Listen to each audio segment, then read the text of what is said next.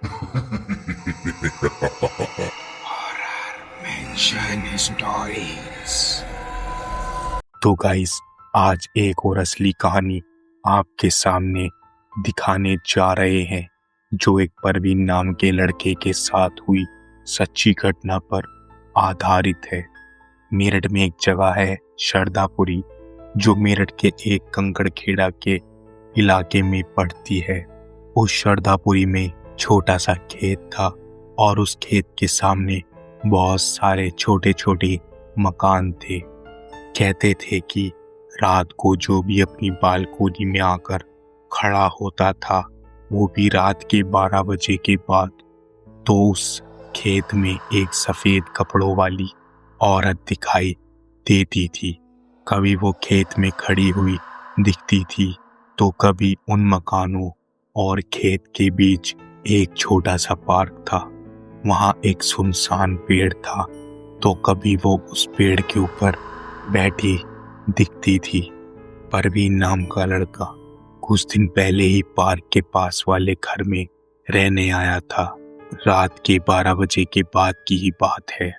परवीन को नया घर होने के मारे नींद नहीं आ रही थी, तो वो आकर अपनी बालकोनी में खड़ा हो जाता है, और वो भी 12 बजे के बाद ही।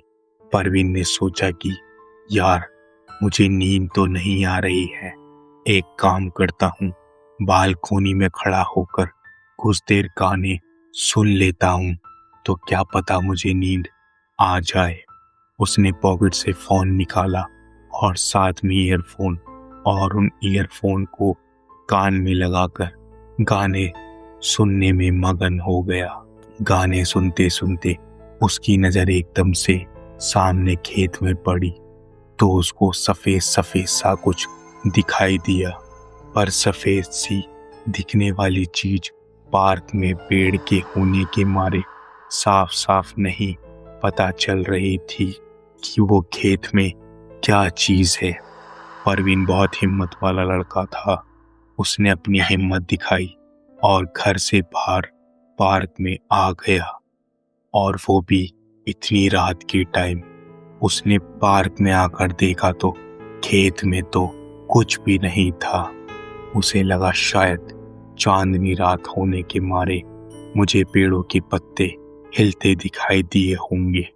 तो उसने बात को इग्नोर करा और अपने मन में ही बोला, चलो बहुत देर हो गई है, सो जाता हूँ, सुबह फिर ड्यूटी भी तो जाना है। परवीन बस 2 कदम ही चला होगा कि उसको ऐसा महसूस हुआ कि जैसे उसके पीछे वाला पेड़ अभी हिला हो। उसने पलट कर देखा, पर फिर से वहां कुछ नहीं था। तो आखिरकार फिर वहां पर ऐसा क्या था जो परवीन उस पार्क में खड़े खड़े कांप गया। परवीन ने जो ईयरफोन अपने कान में लगा रखे थे, उसमें से परवीन को पुकारने की एक डरावनी आवाज आ रही थी। परवीन ने दोनों ईयरफोन कान से निकाले और भागने लगा। भागते भागते एक सफेद चादर परवीन के मुंह पर आ गई और उसका मुंह दबाकर खेत की तरफ ले जाने लगी। वो सफेद चादर इतनी टाइट हो गई कि परवीन की आवाज भी नहीं निकल रही थी कि जिससे वो अपनी मदद के लिए किसी को बुला सके। थोड़ी देर के लिए परवीन वहीं पर पार्क में बेहोश हो गया।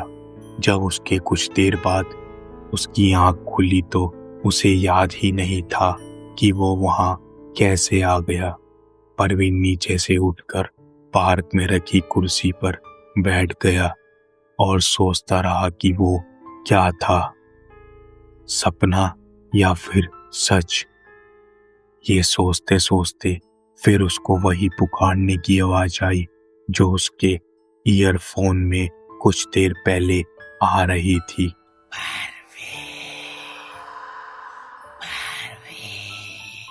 वो आवाज सुनते ही परवीन झटके से उस कुर्सी से खड़ा हो गया और इधर उधर देखने लगा, पर कोई नहीं दिख रहा था।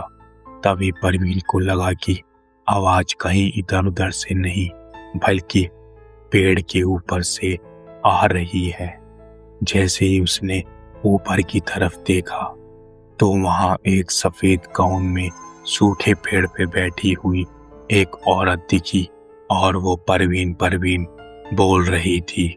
उसको देखकर परवीन का मुंह खुला का खुला रह गया। उसकी आवाज वहीं रुक गई, ना कुछ बोल पा रहा था और ना ही चीख पा रहा था। और अचानक वो औरत सूखे पेड़ से गायब हो गई। परवीन ने बहुत इधर उधर देखा पर वहां कोई नहीं दिख रहा था। उसे लगा शायद वो चली गई है, तो परवीन ने बिना कुछ सोचे समझे पार्क से अपने घर की तरफ भागना शुरू किया।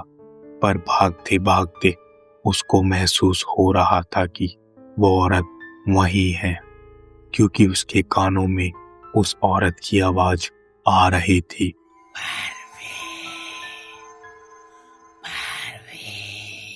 परवीन इतना डर चुका था कि उसकी आवाज बिल्कुल भी नहीं निकल रही थी।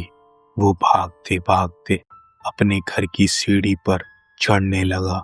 सीढ़ी पर चढ़ते चढ़ते परवीन को उस औरत का फिर से सफेद कपड़ा पड़ा मिला। उसने सोचा किसी दोस्त को फोन करके बुलाता हूं ताकि वो मेरी मदद कर सके। जैसे ही उसने जेब में हाथ डाला तो उसका फोन उसकी जेब में नहीं था। उसे लगा कि वो पार्क में ही कहीं गिर गया होगा। वो भागकर अपनी बालकोनी में फिर से पहुंच गया। परवीन वहां खड़े होकर फिर से उस औरत को पार्क और खेत में देखने लगा। वो औरत वहां नहीं थी, पर उसकी आवाज बार बार आ रही थी और अब वो आवाज और जोर से आ रही थी। उसे नहीं पता था कि वो औरत उसकी बालकोनी के ऊपर वाले छत पर खड़ी है। जैसे ही उसने मुड़कर ऊपर देखा तो वो औरत बोली, ये घर मेरा ही था, इसी में ही रहती थी मैं। तुम यहाँ क्यों आए? अब तुझे भी मरना होगा, क्योंकि इस घर में मेरे अलावा और कोई नहीं रह सकता। उस औरत ने परवीन को बालकोनी से नीचे धक्का दे दिया। उसके सर से खून ही खून निकल रहा था और परवीन नीचे जाकर मर चुका था। फिर वो औरत हंसते हुए बालकोनी से अंदर उसी घर में चली गई जहां परवीन रहने आया था।